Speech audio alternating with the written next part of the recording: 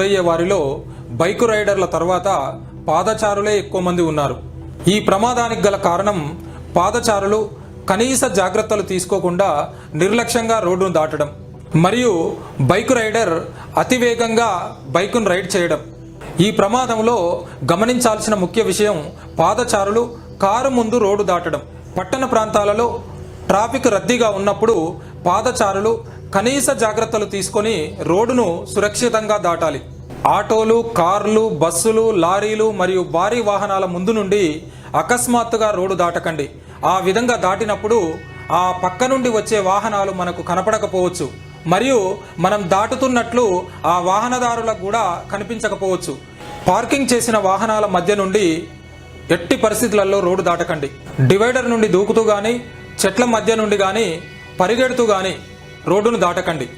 Signals దగ్గర ఆగి ఉన్న భారీ వాహనాల ముందు నుండి రోడ్డు దాటకండి.